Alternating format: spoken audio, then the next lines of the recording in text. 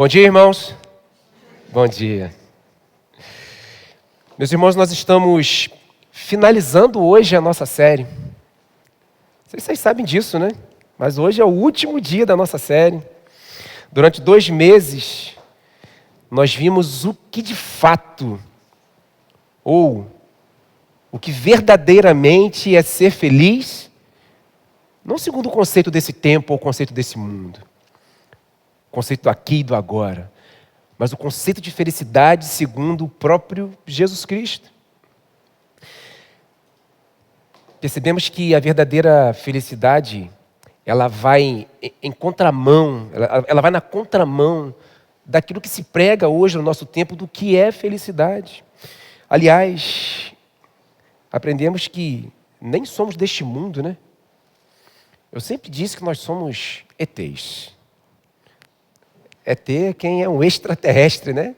Nós não somos desse mundo, nós somos cidadãos do reino dos céus. E nós vemos Jesus aqui no Evangelho de Mateus, no Sermão do Monte, iniciando com as bem-aventuranças, falando exatamente sobre o reino dos céus, ou o reino de Deus, que significa a mesma coisa. Em um tempo, meus irmãos, em que se vende, onde ser feliz tem a ver com as minhas necessidades pessoais, ou seja, o que importa de verdade sou eu mesmo. O que importa sou eu ser feliz. O que importa são as minhas necessidades pessoais. Só que Jesus ele vai expandir essas necessidades para o reino dos céus. Ou seja, ser feliz de verdade vai muito além de mim mesmo. Vai muito além de você. Ser feliz de verdade tem a ver com todos, tem a ver com o reino de Deus. Através das bem-aventuranças, meus irmãos, Jesus ele nos faz refletir quem somos, onde estamos e para onde vamos. São perguntas que trazem inquietações para muitas pessoas, mas nós sabemos quem somos, onde nós estamos hoje, mas para onde nós vamos. Ele também ensina que a verdadeira felicidade não tem a ver com o que eu tenho, mas com quem eu sou. Eu posso ter tudo e ao mesmo tempo não ter nada. O que adianta um homem ganhar o mundo inteiro, mas perder a sua? Não tem a ver com o que eu tenho, mas com quem eu sou. Por sermos cidadãos dos céus, nós somos felizes. Ou uma tradução ainda melhor, nós somos abençoados. Nós somos agraciados. Jesus nos faz refletir, meus irmãos, através das bem-aventuranças, que a felicidade ela está ligada, ela tem a ver com os valores que são eternos. Que a felicidade ela vai muito além desse mundo e desse tempo. Dito isso, eu quero pedir para que você abra sua Bíblia no capítulo de Mateus, no livro de Mateus, capítulo 5, versículo 10. Vou pedir a gentileza de você manter a sua Bíblia aberta. Vocês já sabem, eu vou citar vários outros textos, mas eu queria que você sempre voltasse para Mateus 5. Faça esse exercício de folhear a Bíblia aí, durante o desenvolvimento daquilo que nós vamos falando. Mas volte sempre para Mateus 5. Nós vamos ler agora o versículo 10, mas vamos ler mais algumas coisas desse texto aqui. A palavra de Deus diz o seguinte, Mateus 5, 10. Bem-aventurados os perseguidos por causa da justiça, porque deles é o reino dos céus. Vamos ler todos juntos? Vamos lá? Bem-aventurados os perseguidos por causa da justiça, porque deles é o reino dos céus. Feche seus olhos mais uma vez. Obrigado, Deus, pela Tua palavra. Obrigado porque ela fala ao nosso coração. Teu Espírito Santo que habita em nós, Ele nos ilumina e louvado seja o Senhor por isso. Pedimos, por favor, suplicamos ao Senhor que o Senhor fale nesta manhã aos nossos corações. Pedimos isso, Deus, em nome de Jesus. Amém. Meus irmãos, nós continuamos a verificar e a constatar de que uma bem-aventurança ela acaba derivando a outra, ou seja, ela serve de base para a outra. Semana passada, o pastor Mateus pregou sobre ser pacificador. Ou seja, ser aquele que promove a paz, mas não qualquer paz, como nós vimos semana passada. mas a paz que excede todo entendimento. A paz dada por Cristo através do seu sangue. A paz que é contrária, como nós temos falado, aos valores desse tempo. Se você é assim, você será perseguido.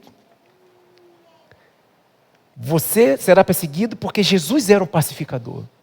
E nós, como filhos de Deus, como cidadãos desse reino, que também somos pacificadores, nós também seremos perseguidos. Jesus vai dizer que ele era odiado. Cristo foi odiado e perseguido pelo mundo, por isso todo crente, todo cristão, todo aquele que crer em Cristo Jesus, ele também será odiado e perseguido pelo mundo. Eu vou falando algumas coisas e você vai começando a refletir sobre esse conceito de perseguição. Mas nós vamos chegar lá. João vai registrar uma citação de Jesus, João 15, 18 a 21, vai falar sobre isso. Que nós somos odiados e perseguidos porque, em primeiro lugar, Jesus foi odiado e perseguido, e por nos parecermos com Cristo, nós também seremos odiados e perseguidos. Olha o que o texto diz: se o mundo odeia vocês, saibam que antes de odiar vocês, odiou a mim. Se vocês fossem do mundo, o mundo amaria o que era seu. Mas vocês o quê? Não são do... Por quê? Pelo contrário, eu dele os escolhi. Meus irmãos, que maravilha. Deus olhou para mim e para você e nos escolheu. Por isso nós não somos do mundo. Eu disse que nós somos ETs, nós estamos aqui, mas não somos daqui. E por isso, pelo fato de não sermos daqui, não sermos desse reino, o mundo odeia vocês. Lembre-se da palavra que eu disse a vocês: o servo não é maior do que o seu senhor. Se perseguiram a mim, também perseguirão a vocês. Mas olha, se guardaram a minha palavra, também guardarão a de vocês. Tudo isso, porém, farão com vocês por causa do meu nome, porque não conhecem aquele que me enviou. Eles não conhecem o Deus. Farão isso com vocês porque fizeram também a mim. E vocês são parecidos comigo. Vocês são cidadãos do reino dos céus. Então, meus irmãos, não é uma perseguição por qualquer coisa. O texto não diz que bem-aventurados os perseguidos por serem boas pessoas. E ok, precisamos ser boas pessoas. Poxa, porque eu sou uma boa pessoa no meu trabalho, as pessoas me perseguem. Porque eu, por ser uma boa pessoa, eu acabo me destacando. E eu sou perseguido? Não. Não é exatamente sobre isso. Claro, precisamos ser boas pessoas, mas não é exatamente sobre isso que o texto está falando. O texto também não diz que bem-aventurados os perseguidos por algum ideal político, e às vezes esse ideal político pode ser uma coisa boa, pode ser uma coisa boa para o povo, para o próximo, mas não é exatamente isso que o texto está dizendo. O texto também não diz que bem-aventurados os perseguidos por uma boa causa, e às vezes essa causa é até um desdobramento do Evangelho, mas não é exatamente isso que o texto está dizendo. O texto ele vai muito além disso tudo. Jesus diz que bem-aventurados os perseguidos por causa da justiça, mas que justiça é essa? Eu preciso te lembrar que no quarto sermão também o pastor Mateus pregou sobre isso. Versículo 6 aí do capítulo 5 de Mateus, foi pregado sobre isso, sobre essa justiça. E que justiça é essa? É a mesma justiça da qual nós temos fome e sede. É a mesma justiça. Ter fome e sede de justiça é desejar, é querer o próprio Cristo. Quanto mais eu desejo o Senhor, mais eu me torno como Ele. Quanto mais eu desejo o Senhor, quanto mais parecido com Ele eu fico. Percebe o motivo do cristão ser perseguido? Martin Lloyd Jones tem uma citação que diz o seguinte: ser crente, em última análise, é ser como Jesus Cristo. Ninguém pode ser semelhante a Cristo sem haver sido inteiramente transformado. Nós deixamos de ser cidadãos do mundo para sermos cidadãos do reino dos céus, nós fomos transformados. Por isso nós somos parecidos com Cristo. Aliás, somos chamados de cristãos, ou seja, pequenos cristos, porque nos parecemos com Ele. Tem um texto, o livro de Atos, ele vai relatar ali o surgimento da igreja, como a igreja aconteceu e a perseguição que ela sofria, mas em Atos 11, 26 não vai ser projetado, mas um texto interessante que vai falar sobre essa identidade, essa identificação do crente como cristão. Atos 11, 26, o finalzinho vai dizer que em Antioquia, os discípulos foram pela primeira vez chamados de cristãos. Por quê? Porque se pareciam com Cristo. Eles passaram a ser chamados de cristãos.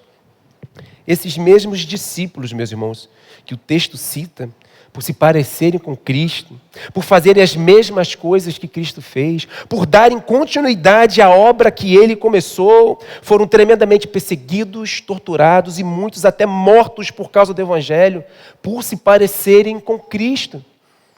Tem uma imagem que eu vou pedir para colocar, talvez você já deve ter visto essa imagem em algum lugar, está meio pequena. Mas isso mostra, algumas dessas mortes, por conta da perseguição, estão registradas na Bíblia, mas a grande maioria não. Mas é através de relatos históricos e tal, de evidências históricas. Muitos foram mortos crucificados, de cabeça para baixo, em forma de X. Muitos foram queimados, foram decapitados. Foram perseguidos por causa do nome de Jesus. Foram perseguidos por parecerem com Cristo. Foram perseguidos por fazerem as coisas que Cristo fazia. Mas vale ressaltar, meus irmãos, um negócio importante, que quando nós somos perseguidos, nós precisamos lembrar que nós somos cidadãos do reino dos céus. Isso é importante. Quando eu e você somos perseguidos por causa da justiça, é a própria igreja de Cristo que está sendo perseguida. O reino dos céus não tem a ver comigo e com você. O reino dos céus, ele tem a ver com todos nós. Ele tem a ver com todos. Todos nós que somos a igreja da qual Cristo é o Senhor, do qual Cristo é a cabeça. É a própria igreja, meus irmãos, que é perseguida. Por isso que eu não posso ser cristão sozinho. Eu não sou cristão sozinho. Eu sou igreja do Senhor, eu faço parte de uma comunidade. Eu faço parte dos cidadãos do reino e dos céus. Então, sim, meus irmãos, quando sou perseguido, é a própria igreja do Senhor que está sendo perseguida. Em Atos, eu disse que o livro de Atos, né, que foi escrito por Lucas, ele vai registrar ali o surgimento da igreja.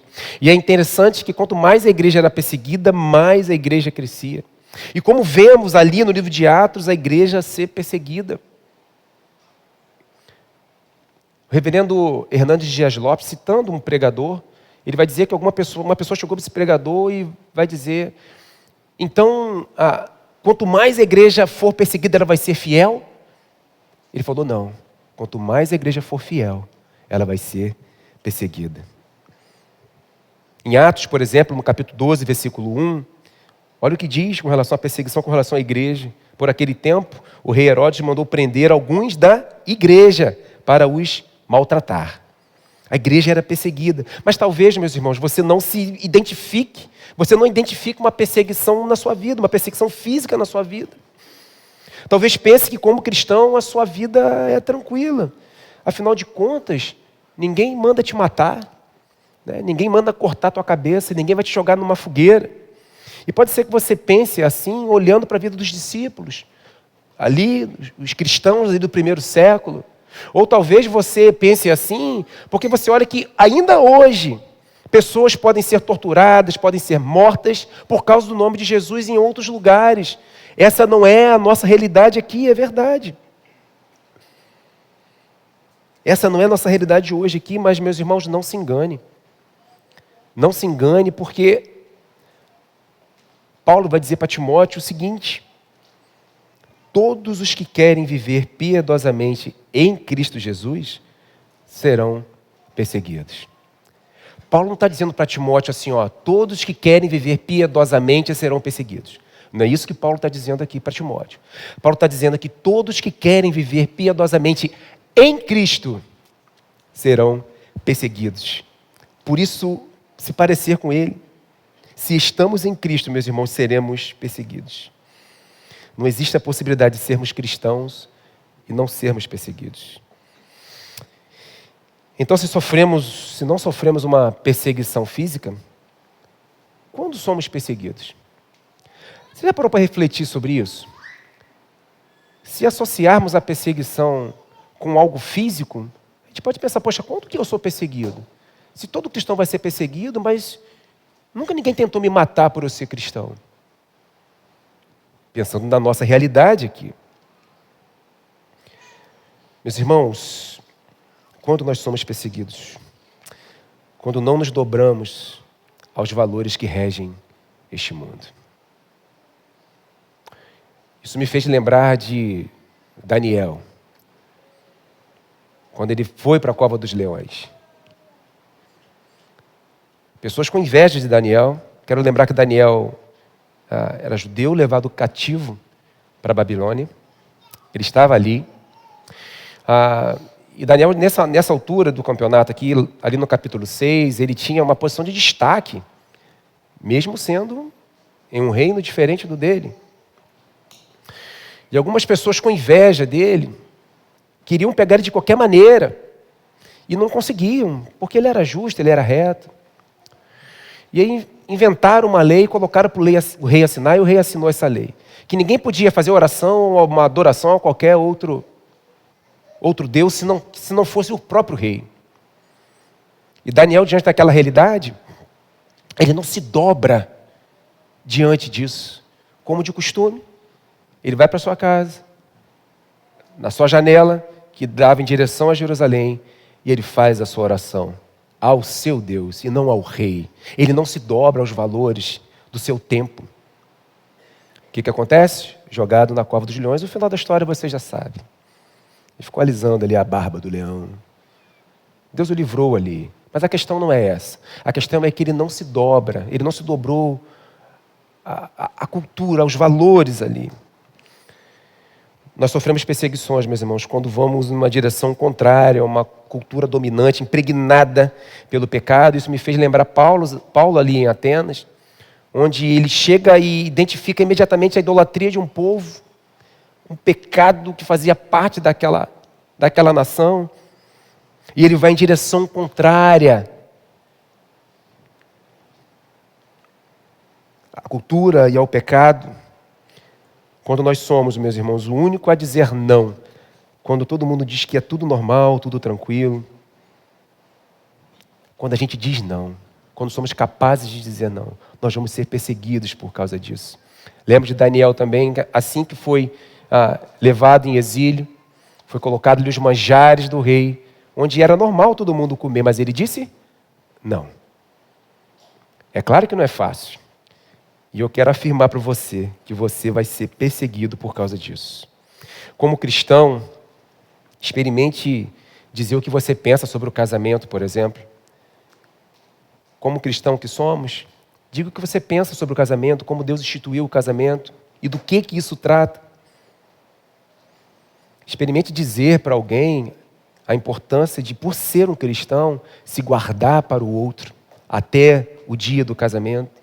Experimente dizer, meus irmãos, o que você pensa com relação a gênero, por exemplo. Como cristão, experimenta professar a sua fé em Cristo num contexto universitário, ou talvez no contexto do seu trabalho. Experimenta professar a sua fé, e devemos fazer isso. E veja o que vai te acontecer. Lógico, não são todos os lugares, não são todos os ambientes. Mas você, em determinado momento, você vai sofrer perseguição. Em muitas situações, meus irmãos, os cristãos vão sofrer zombarias, vão ser ridicularizados, eles vão ser excluídos do seu contexto social, vão sofrer pressões para que se molde aos padrões do seu meio. Isso vai acontecer, serão atacados, censurados, rejeitados e por aí vai. Sim, meus irmãos, não é uma perseguição física, é verdade. Mas é uma perseguição psicológica. E eu te pergunto se dentro da tua caminhada cristã, você já passou por isso. Você já sofreu alguma coisa na sua vida, algum tipo de perseguição, por você ser um cristão? Pelo fato de você se parecer com Cristo? Mas você já pensou também se o nosso cenário fosse diferente? Já pensou sobre isso? Imagina se professar a fé em Cristo, se por ser um cristão, você fosse levado às prisões, se você fosse levado à morte. Não sei se você já parou para pensar sobre isso. Ainda assim você permaneceria fiel? Marcos traz 2 textos interessantes que falam sobre isso. Sobre a necessidade de permanecermos fiéis até o fim. Marcos 13 diz o seguinte: todos odiarão vocês por causa do meu nome. Aquele, porém, que ficar firme até o fim, esse será salvo. Eu te pergunto se vale a pena.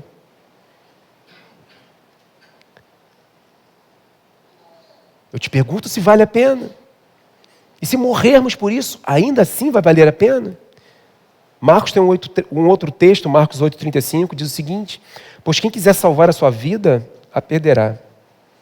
E quem perder a vida por minha causa e por causa do Evangelho, esse a salvará.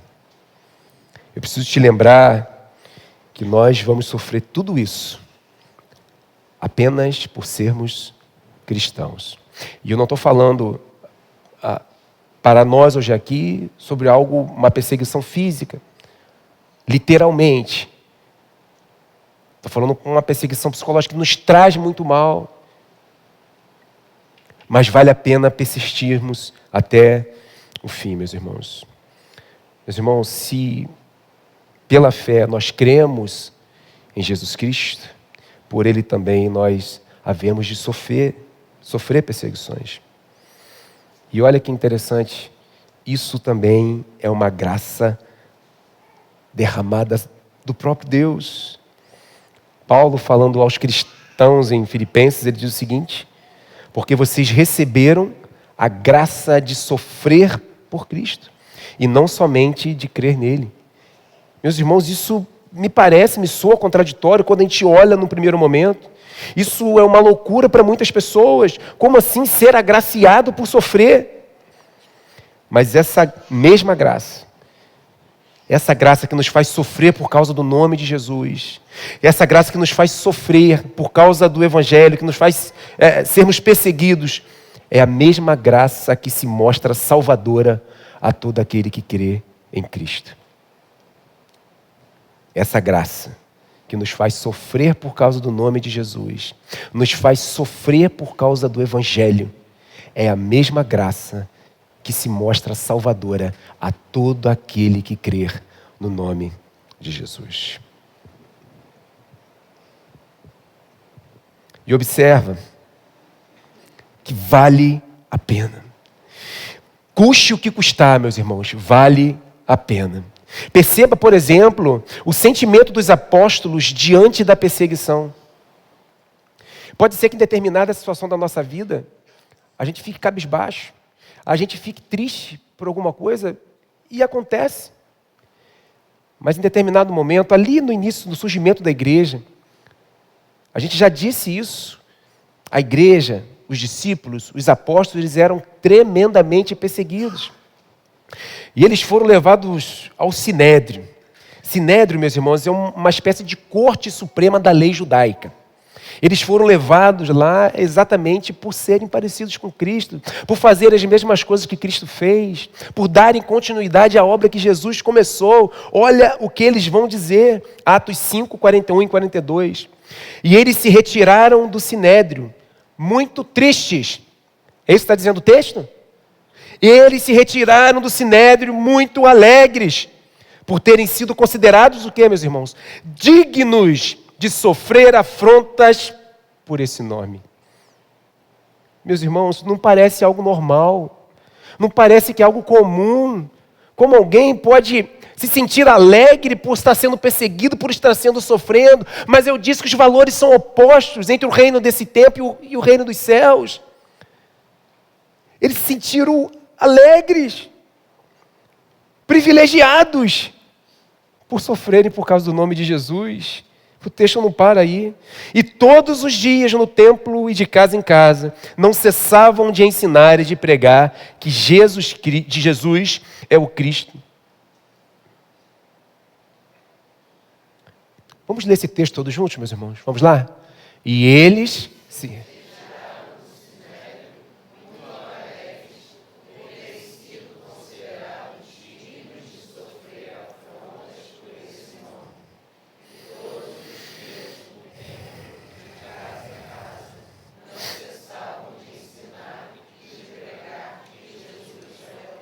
Eles não pararam por causa da perseguição, mas o texto vai dizer que não cessavam de ensinar e de pregar que Jesus é o Cristo, mesmo correndo o risco de morte.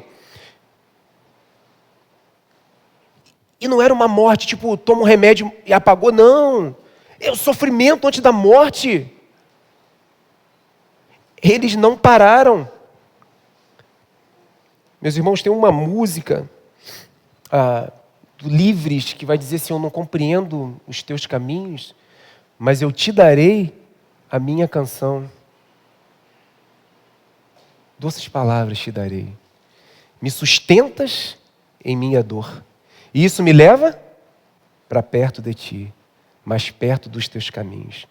E no final da música ele vai dizer: vai valer a pena. Parece loucura. Esses crentes parecem que são um bando de loucos. Mas, queridos, ninguém sofre por aquilo que não acredita. Ninguém está disposto a sofrer e até mesmo morrer por nada. Ou você acredita que todos aqueles discípulos sofreram em vão? Eles acreditavam. Eles presenciaram a própria presença de Jesus Cristo, do próprio Deus. E como nós estamos hoje? Com o Espírito Santo, o próprio Deus habitando dentro da gente. Meus irmãos, essa é a última bem-aventurança. O versículo 10 que nós lemos hoje é a última bem-aventurança. E ela, de certo modo, ela chancela todas as demais. Ela evidencia que já passamos por todas as outras bem-aventuranças. Martin Lloyd Jones também tem uma citação sobre isso, que eu entendo fazer muito sentido. Veja só, né? Eu dizendo que Martin Lloyd Jones tem razão, né? Mas a citação é a seguinte, brincadeira. Se porventura estivermos sendo perseguidos por causa de Cristo e da justiça, temos nesse fato a prova final de que somos crentes autênticos, de que somos mesmos cidadãos do reino dos céus. As bem-aventuranças, meus irmãos, elas são uma demonstração clara do caráter do próprio Cristo. E com isso, as bem-aventuranças, de certo modo, elas são o retrato falado do pequeno Cristo, ou seja, dos cristãos. O Martin Lloyd Jones que usa esse termo, de que as bem-aventuranças, elas são o retrato falado do crente, do cidadão do reino dos céus. Sua Bíblia está aberta? Mateus 5. Está aberta? Versículo 11 e 12. Jesus ele vai consolidar tudo o que ele falou até aqui. Esse trecho inicial do Sermão do Monte, que são as bem-aventuranças. E ele vai revelar o sentido da verdadeira felicidade. O versículo 11, ele começa dizendo: bem-aventurados serão? Mas vocês quem? Nós vamos enumerar isso. Vou pedir ajuda de Laís para isso para mim. Em primeiro lugar, bem-aventurados serão vocês, os pobres em espírito. Bem-aventurados serão vocês os que? Bem-aventurados serão vocês os ou humildes. Bem-aventurados serão vocês os que têm fome. Bem-aventurados serão vocês os. Bem-aventurados serão vocês os. Bem-aventurados serão vocês os. Preste atenção agora, meus irmãos. Bem-aventurados serão. Eu quero te perguntar se essa foto revela você. Claro, é só uma ilustração. Se cremos que as bem-aventuranças, elas são um retrato falado do cristão, eu quero te perguntar se essa foto que está aí é a sua. Essa foto revela você? Se essa foto revela a sua identidade, a identidade de um cidadão do reino dos céus, então, vamos ler o que diz o versículo 11 e 12. Acompanha na sua Bíblia, versículos 11 e 12. Vai ser projetado. Vamos ler juntos Vamos ler juntos? Vamos lá? Versículos 11 e 12. Bem-aventurados.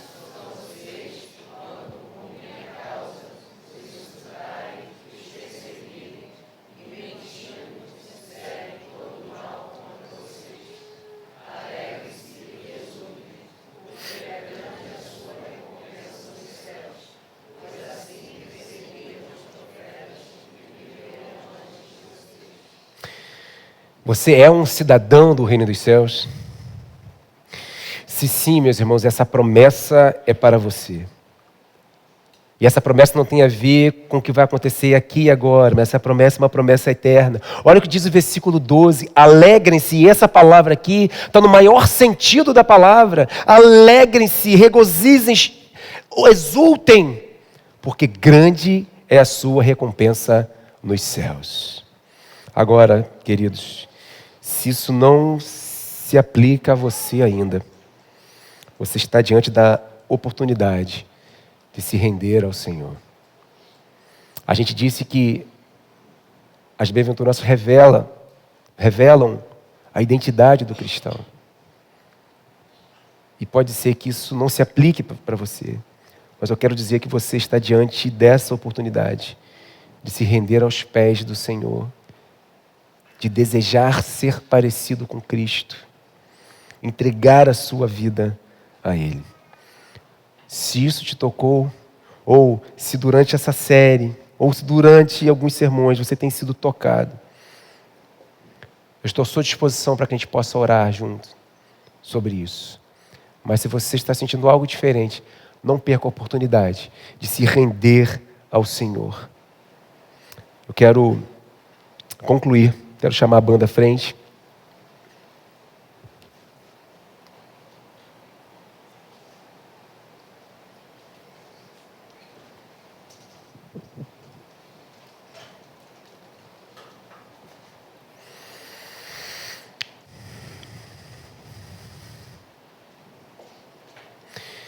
O texto que nós lemos diz: bem-aventurados os perseguidos por causa da justiça, porque deles é o reino dos céus.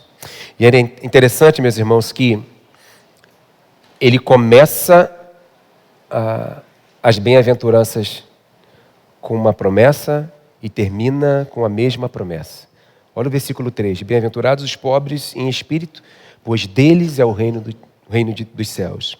Versículo 10. Bem-aventurados os perseguidos por causa da justiça, pois deles é o reino dos céus. Ele começa e termina com a mesma promessa. Isso significa, meus irmãos, que do início ao fim, as promessas de Deus, as promessas de Jesus, elas têm a ver com aquilo que é eterno. Ela tem a ver com o reino dos céus. Ser feliz, meus irmãos, de verdade, é poder gozar eternamente das promessas do reino dos céus. E eu quero finalizar com o texto da palavra do Senhor. O apóstolo Paulo, falando à igreja de Corinto, na sua segunda carta, no capítulo 4, do versículo 17 a 18. Pensando exatamente sobre isso, de que a felicidade não consiste em nada do nosso tempo, mas consiste nas coisas que são eternas, coisas referentes ao reino dos céus, coisas que nós ainda não podemos ver, mas podemos contemplar com a fé. É aquilo que nos espera a todo aquele que entregou a sua vida ao Senhor, a todo aquele que crê em Jesus Cristo como seu único Senhor e Salvador. O texto diz o seguinte: porque a nossa leve e momentânea tribulação produz para nós um eterno peso de glória, acima de toda comparação, na medida em que não olhamos para as coisas que se veem, mas para as que não se veem. Porque as coisas que se veem são temporais, mas as que não se veem são eternas. Que possamos, meus irmãos, glorificar e exaltar ao nome do Senhor. Que Ele receba a nossa adoração através da nossa vida. Porque somos bem-aventurados, somos felizes, somos abençoados. E aquilo que nos espera é algo maravilhoso. Então vamos celebrar, vamos exaltar o Senhor. Que Deus nos abençoe.